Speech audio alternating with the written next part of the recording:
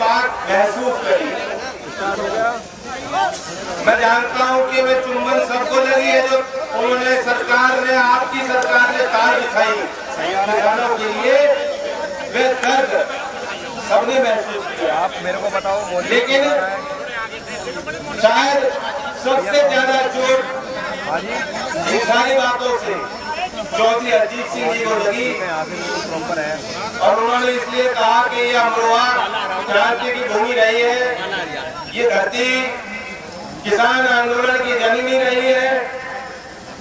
यहाँ हम लोगों की धारणा रही है कि जब जब संकट होगा हम सारी बार धुला करके एक होंगे और इस प्रथा, इस परंपरा को आगे बढ़ाने के लिए आज इस पंचायत में जुटे दूर दराज के इलाकों से, गांव से अपने काम छोड़ करके यहाँ माता बहनें भी आई हैं, मेरे नौजवान भाई जिनकी हमें आवश्यकता थी, लोकल को भी और किसानों को भी, जिन्हें देखकर ये हमारे टोपी और पगड़ी पहनने वाले पुराने चौधरी चरण सिंह के अनुयायी बेहद खुश हो रहे होंगे। आज आप सब आए, मैं अपने और चौधरी अजीत सिंह जी की और पूरे देश के किसान बिरादरी की तरफ से आपको धन्यवाद और आभार व्यक्त करता हूं।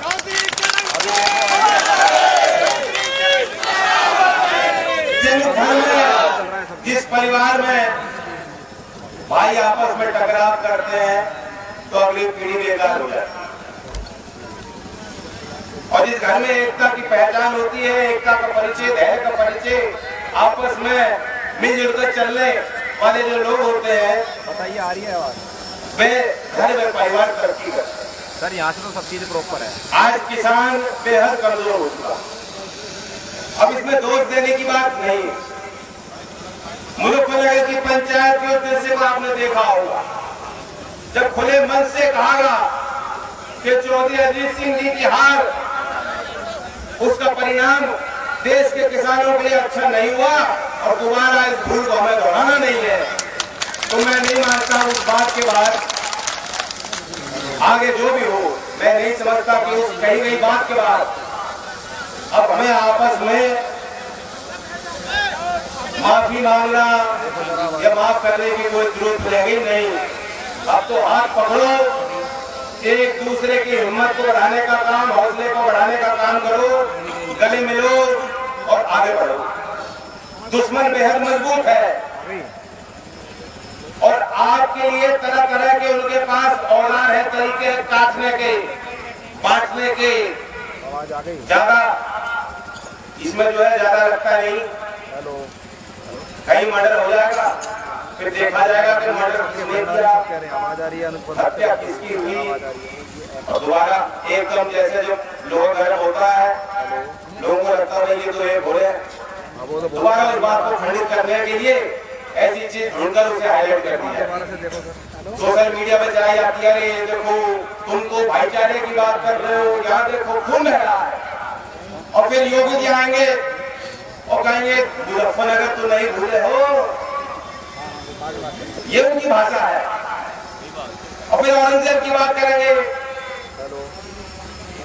काल्पनिक मुद्दे, मतलब जिहाद क्या परिभाषा है, यहाँ वकील भी है, विद्वान लोग हैं। जो शासक होता है वे तो पब्लिक का भला चाहता है, सामूहिक हित उसका हित है, उसके लिए कोई अपने पराये नहीं होते। उसके लिए ये बात नहीं होनी चाहिए तुमने मुझे वोट की और तुम मेरे विरोध में रहे। ये परिभाषा उस दिन खत्म हो जाती है जिस दिन चुनाव का परिणाम आता है। आज आपकी बहुमत बन गई लखनऊ में, 7 साल से दिल्ली में बहुमत की सरकार चला रहे हो। हमारा हक बनता है, नागरिक का हक बनता है, किसान का हक बनता है कि आपसे सवाल जवाब हम लोग कराएं। आज अगर आप ये कहोगे नहीं साहब ये किसान नहीं है, बताइए फिर क्या करूं। और दूसरी तरफ राजनाथ सिंह जी कहते हैं अगर कोई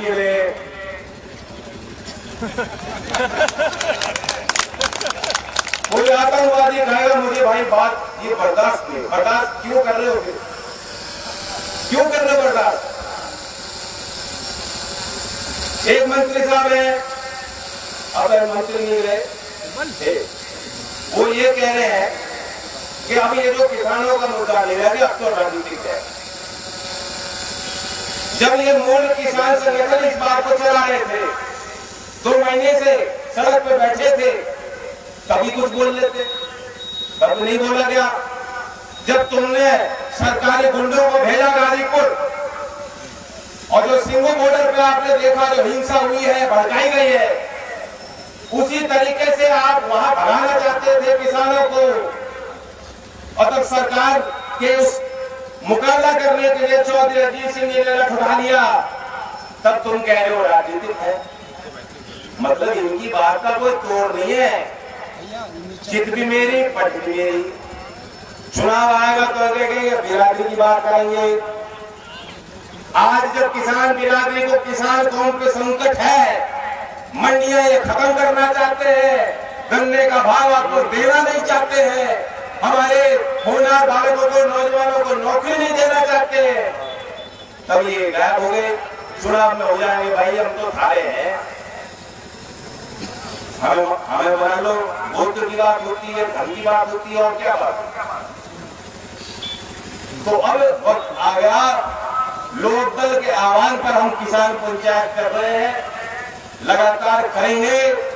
और इसकी आवश्यकता ये है कि हम सरकार की आंख खोलना चाहते हैं, किसान चाहता है।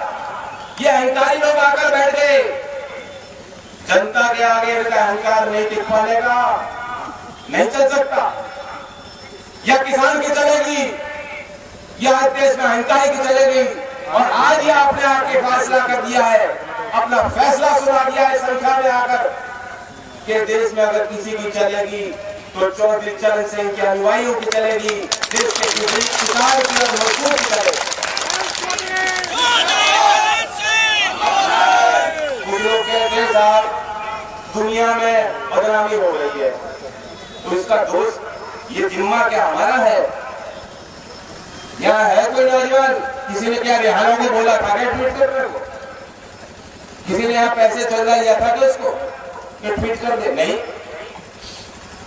विदेश में बैठ के कोई टिप्पणी कर रहा है और उसका जवाब भारत सरकार दे रही, फिर कह रही है अंतरराष्ट्रीय साजिश है। ये साजिश को किसान रच रहे हैं क्या? हम देश को बदनाम करेंगे, देश का किसान चरंगे का अपमान करेगा? बताओ, संभव ही नहीं। यही गांव में आप देख लोगे बहुत परिवार मिलेंगे जिनके बच्चे सेना में, उन्हें कोई चिंता, कोई परवाह नहीं है। उन घरों में जहां शहीद होकर हमारे भाई लौटते हैं, उनके आंसू पोंछने में जब जाता हूं, ताज्जुब होता है कितने साहसी लोग हैं। आंसू नहीं टपकते उन परिवारों में भी। वो ये कहते हैं गर्व के साथ कि हमारा बच्चा शहीद हुआ, समाज के लिए हुआ, देश के लिए हुआ, हमारे और बच्चे भी हैं, वो भी यही काम करें। बहुत बड़ी भावना है, देश से जुड़ी हुई भावना है। ये चीज जो है, इनको वही भाषा आती है। जब छात्रों के आंदोलन हुए, उसे तोड़ने के लिए कहा गया ये तो ऐसे है, आतंकवादी लोग हैं, लेफ्टिस्ट लोग हैं, पता नहीं कहां से वो पैसा मिल रहा है, ये तो मोदी की क्रियापत कर रहे हैं। ठीक है, खंडित कर दिया मामला, मुद्दा बदल गया। देश की सड़कों पर एक कानून लाए थे, उसका विरोध चल रहा था दुनिया देश भर में। अमित शाह जी ने कहा ये तो दूसरे बांग्लादेशी लोग हैं, वह मामला भी खत्म हो गया। लेकिन तुम किसान को कहोगे तुम आतंकवादी हो, तो इस बात का मुकाबला घर घर में, गांव गांव से होगा। ये बात आपकी नहीं चलेगी देश में, हम लोग नहीं चलने देंगे। हिंदू हो, मुसलमान हो, किसी जाति का हो, किसी धर्म को मानने वाला हो, आज एक होकर एक स्वर में इस पंचायत से हम सरकार को एहसास दिलाना चाहते हैं, जिनकी नींद हराम कर रखी है देश के किसानों ने, कि तुम्हारी नहीं चलेगी जिद। जो प्रधानमंत्री देश की जनता के आगे सर झुकाते हैं, जो सरकार जनमत के आगे झुकती हो, उसे हम मजबूत सरकार कहेंगे। 2009 में केंद्र सरकार का प्रस्ताव था, मिली जुली सी बात थी, जो आज हो रहा वही बात हुई थी। केंद्र सरकार ने कहा गन्ने का भाव अब केंद्र की सरकार तय करेगी। अगर राज्य की सरकार करेगी और ज्यादा देगी, FRP हमने बना दिया, तो वह बाध्यता हमारी नहीं, सरकार की नहीं, सरकार नहीं देगी पैसा। मिल मालिक देना चाहे, अगर उससे ज्यादा मुझे दे तो राज्य सरकार दे। और कुछ 184 रुपए गन्ने का भाव उस वक्त लीड हटा के भी देख ली, मैंने बाहर की आवाज नहीं हुए। किसान ने बात नहीं मानी, राजी नहीं थे इस बात को लेकर। चौधरी अजीत सिंह जी ने आह्वान किया, दिल्ली आपने घेरने का काम किया, चंद घंटों में सरकार छूट गई।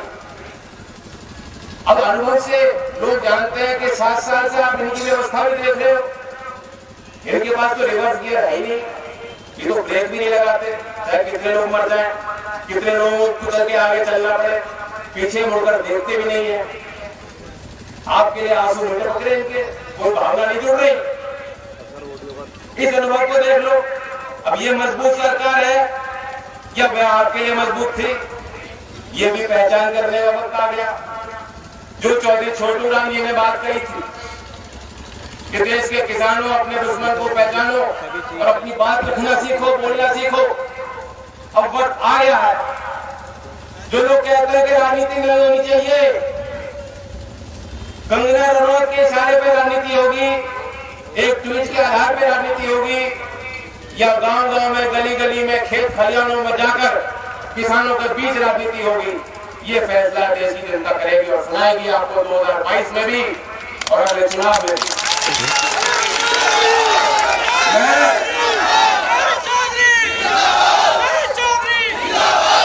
मैं मुद्दे की भी बात करना चाहता हूं। जो लोग कहते हैं ये किसान को मुद्दे से कोई मतलब नहीं, कोई वास्ता नहीं, तो मान सम्मान की लड़ाई, ठीक है, मान सम्मान की नहीं लड़ाई है।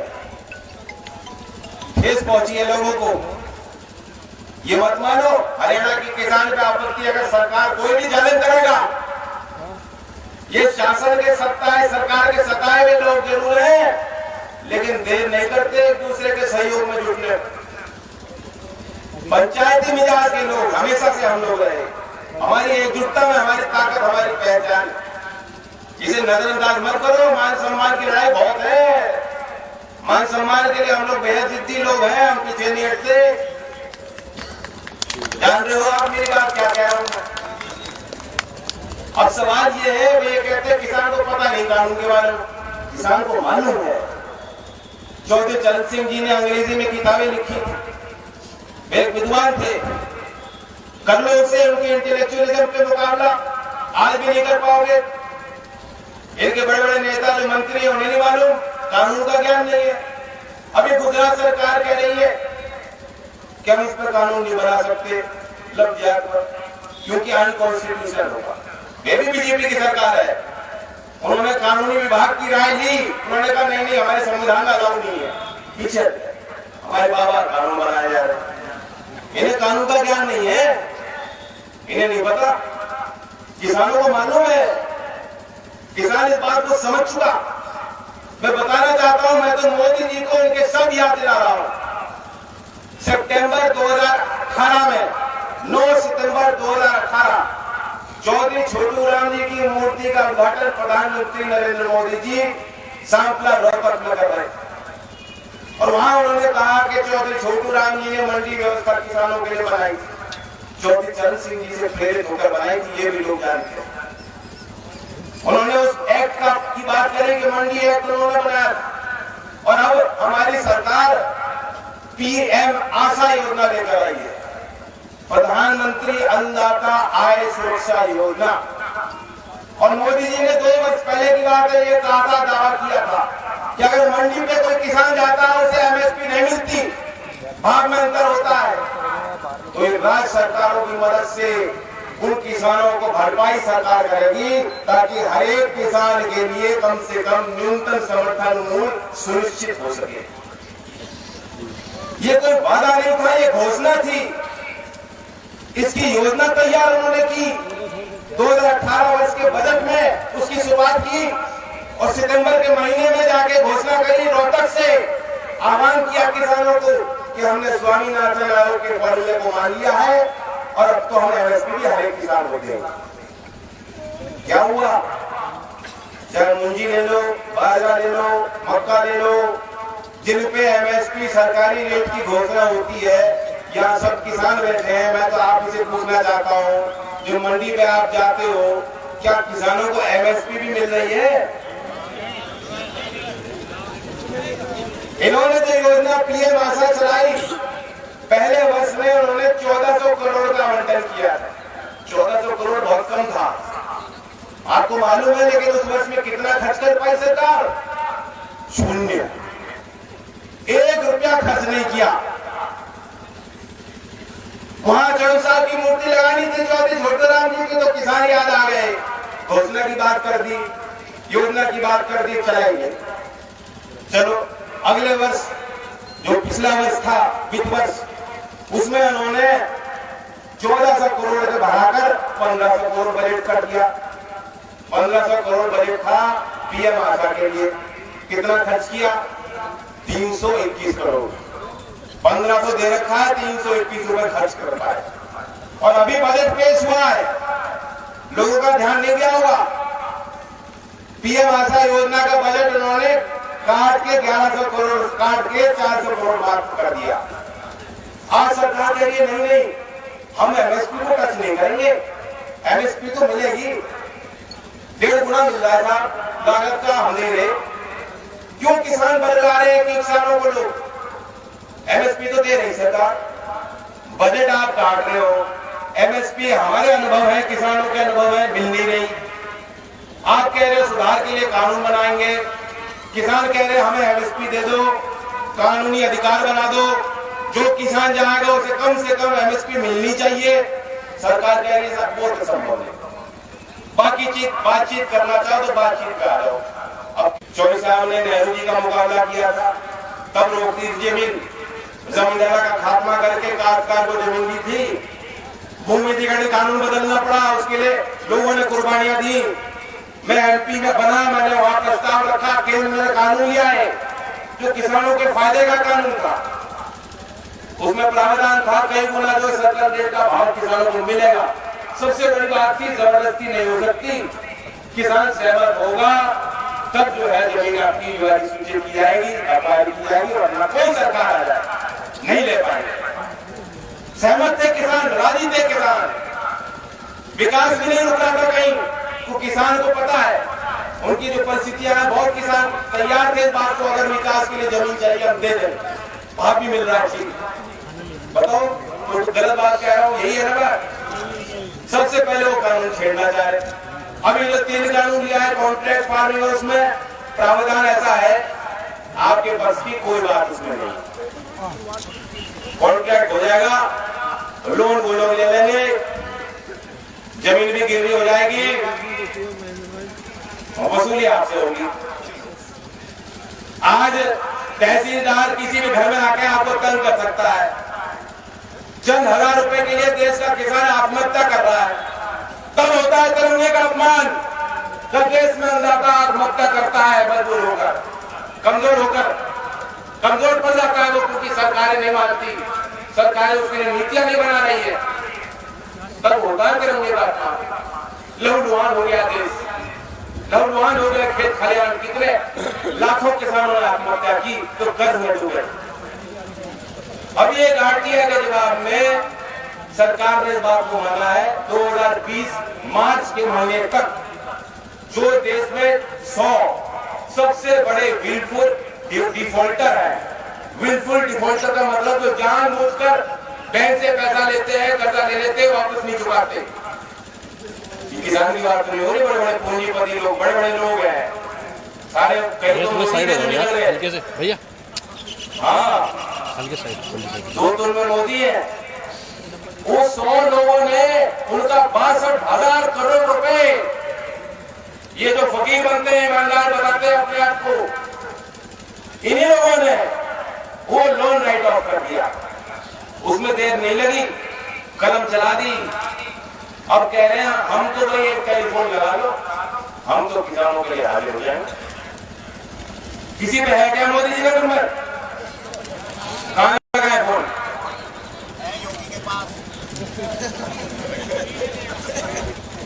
योगी जी के पास ऊपर वाला नंबर है, घंटों बात करते हैं सीधा। पहले मुख्यमंत्री के दरबार लगा करेगी, आम आदमी अपने फरियादी चले जाते, मैं एमपी था, ये भूमि अधिग्रहण के संबंध में हमने आधे घंटे का समय लिया। मनमोहन सिंह जी प्रधानमंत्री थे, उनकी तरफ हम चले गए, उनको हमने ज्ञापन दे दिया। दूसरे दल के नेता भी थे, हमारी फोटो भी थी, बातचीत करी उन्होंने हमें उससे। आज प्रधानमंत्री ऐसे हैं, मुझसे क्या पूछोगे? किसी को बीजेपी का नेता अगर आपको मिल जाए कहीं, उसी को रोक के बस खिड़की डाउन कर प्यार की बात करना चाहे, डर मत हो। अभी तो हो सके रुकेगा नहीं आपको देख के।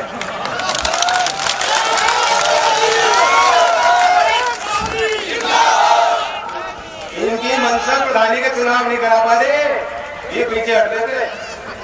कोर्ट ने कैसे करा हो, उनका भी इलाज कर देना। अभी फिलहाल रोक के उनसे ये पूछो, भाई तुम्हारी मुलाकात अपने प्रधानमंत्री से होती है क्या?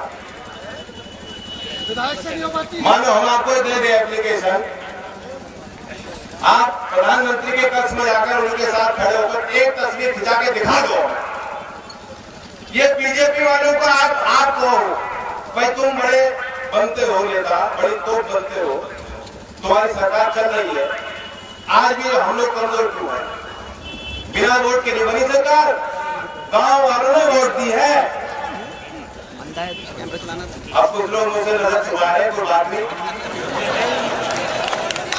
ये होगी। मैंने पहले भी कहा मुजफ्फरनगर से सारी बात ऐलान हो गया, कोई बात नहीं, अब आगे की ओर देखेंगे। लेकिन आपका हक बनता है इनपे, भले वोट ना दिए उनको, तब भी हक बनता है।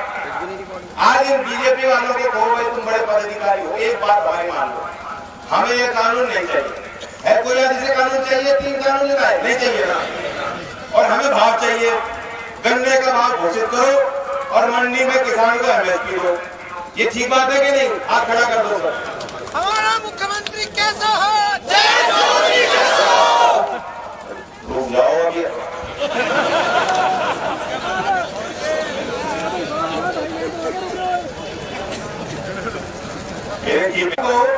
या तो तुम हमारी बात मान लो, यदि दल में आप हो उनमें अपनी बात हमारी बात मनवा लो, या दल को छोड़ दो। ये नहीं होगा राजनाथ सिंह की तरह आतंकवादी कोई किसान को नहीं कहेगा और सारे चेहरे चपाटे वही कह रहे हैं। कंगना रनौत जाके सेल्फी लेती है प्रधानमंत्री जी के साथ, हाँ, और कह रही है ये तो आतंकवादी। नौजवानों फिल्म देखना बंद कर दो, कोई जरूरत नहीं।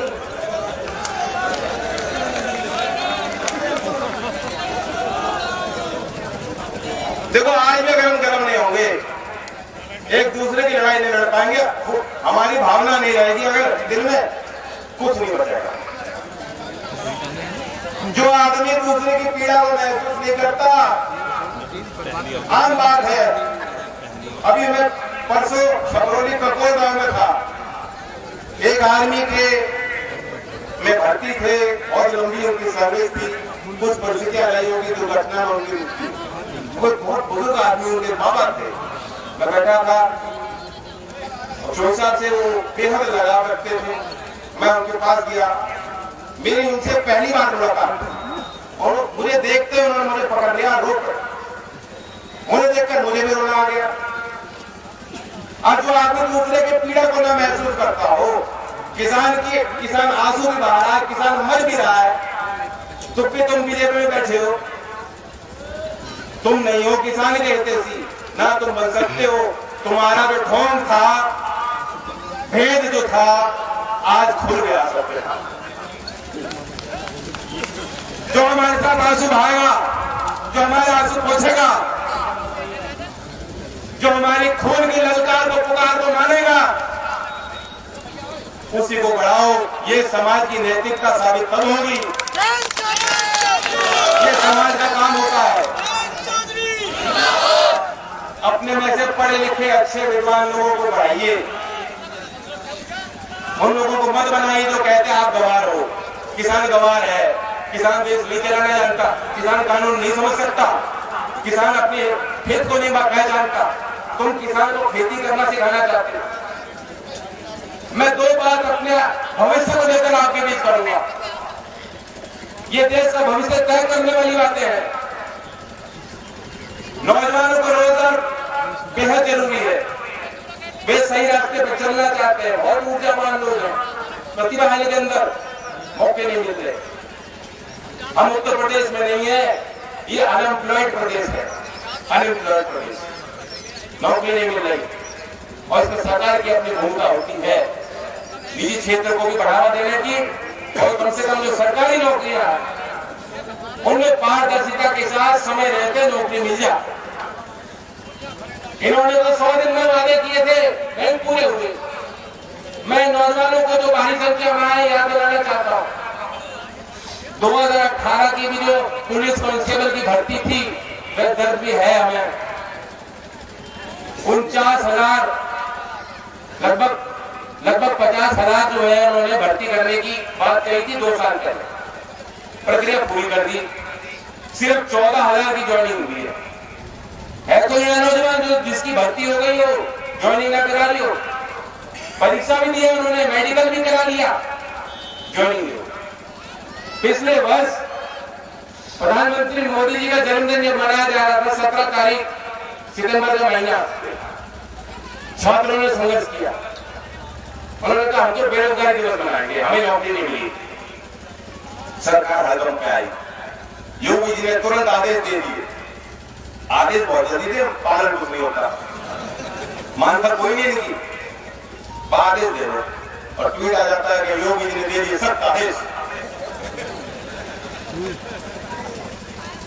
योगी जी ने कहा 18 सितंबर का उनका बयान है, उन्होंने कहा 3 महीने में जितने रिक्त पद है भरेंगे, 6 महीने में अपॉइंटमेंट लेटर सबको दे दिया जाएगा। और 6 महीने पूरे हो गए,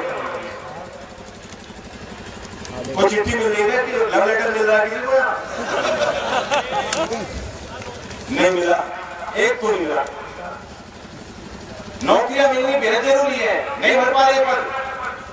और इस बीच में केंद्र सरकार भी ऐसे कर रही है, ठेका प्रथा को भी बढ़ा रहे हैं लोग, नौकरी पक्की नहीं मिल रही।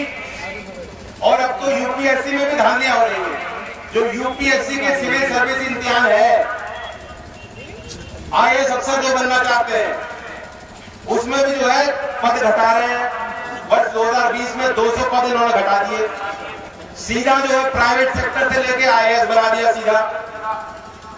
वो प्राइवेट सेक्टर में उनको नौकरी मिल रही है, उन्होंने उठा के सरकार भी उन्हें नौकरी देगी।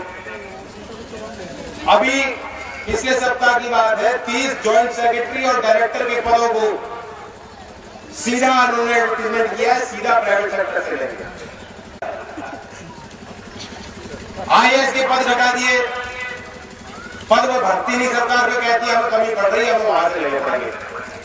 LIC बेचेंगे, रेलवे बेचेंगे। ये बजट में तो लोग टिप्पणी कर रहे थे, OLX का बजट था, सरकार का बजट, यही समझ नहीं आ रहा। दूसरी बात है स्वास्थ्य को लेकर, क्योंकि अभी बजट पेश हुआ है, ये विश्लेषण करना जरूरी है। कुपोषण की भारी समस्या है, माता बेटी समझती है इस बात को। 5 साल से कम बच्चों की जो स्थिति है, कुपोषण के शिकार हो रहे हैं। पिछले वर्ष इन्होंने पोषण मिशन का अभियान की शुरुआत करी थी सरकार ने, बहुत बड़े वादे के साथ शुरुआत की, बेकार साबित हुआ। अभी राष्ट्रीय स्वास्थ्य सर्वेक्षण वर्ष 2019-20 के आंकड़े आए हैं, जो बच्चा कुपोषित हो जाएगा उसकी शारीरिक क्षमताएं, मानसिक क्षमताएं कभी विकसित नहीं हो सकती, फिर कभी उसकी किसी भी रेस में वो नहीं मुकाबला कर पाएगा। 50% हमारे यहाँ बच्चे ऐसे हैं, गांव देहात में भारी समस्या है। उन्होंने इस बीच में आंकड़े खराब आ रहे हैं, सरकार ने 5,000 करोड़ इसी बजट में बजट घटा दिया। ICDS योजना, जो समन्वित बाल विकास योजना है, उसका बजट 5,000 करोड़ से घटा दिया है। मिड डे मील स्कीम, उसका बजट घटा दिया। एक तरफ कह रहे हैं आंगनबाड़ी कोरोना वॉरियर थी, बहुत सेवा करी साहब उन्होंने, और बजट सरकार घटा रही, वहां कैंची चला रहे। तो किसान की बात होगी, कैंची चलाएंगे, देश की नौकरियां होंगी उसमें कैंची चला देंगे, सरकारी विभाग पे कैंची चला रहे हैं, बेचनी पड़ेगी सारी, बहुत से कैसे चलाओगे? तो अगली बार जब वोट की बारी आएगी, कैंची चला देना, कैंची। ये डंडा मारना है ईवीएम पर। गठ मजबूत करो किसानों का, और वोट के माध्यम से होगा। आंदोलन की अपनी भूमिका है, लेकिन लोकदल आपके उस किसान की ताकत को, किसान के आंदोलन को राजनीतिक भाग देने के लिए बनाया गया। लोकदल के आह्वान पे ये मंच बनाया गया। आज विभिन्न पार्टियों के प्रतिनिधि, जिम्मेदार लोग आए, उन्होंने बात रखी है किसानों के लिए, स्वागत है। मैं धन्यवाद करता हूं मंच के माध्यम से। जिसको पीड़ा आज महसूस हो रही है, एक एक को चिन्हित करो, कौन हमारे बीच में खड़ा। मैं तो बड़ौद गया था, धरना चल रहा था, मैं वहां डायरी में दी थी उनको, अगर डायरी में लिखना शुरू करो, लोकदल किसानों की पार्टी है। मैं नहीं चाहता ऐसे नेताओं को जिनके जूते चमकते हो, कपड़े चमकते होंगे, कुर्ते पहन के आ जाओ ग्रीस लगाकर और तुम्हारे बीच में आते हो। उनको लिख लो जो आ रहे हैं आज, उन्हीं में से टिकट दूंगा।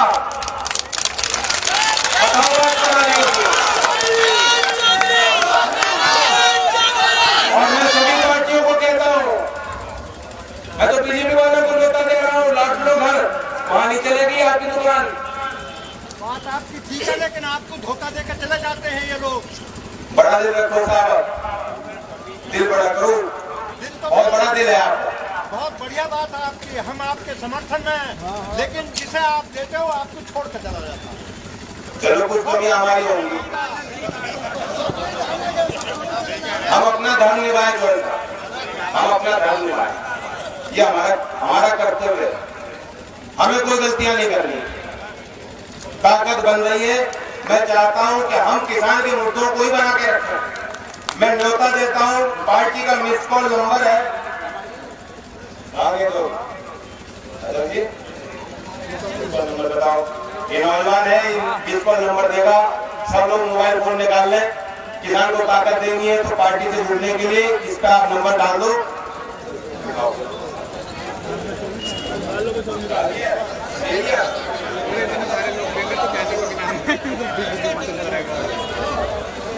9024 882 882 मिला दो कॉल। मोदी जी नंबर नहीं देंगे, मैंने दे दिया। ठीक है साहब, धन्यवाद। नारे लेंगे, जय जवान।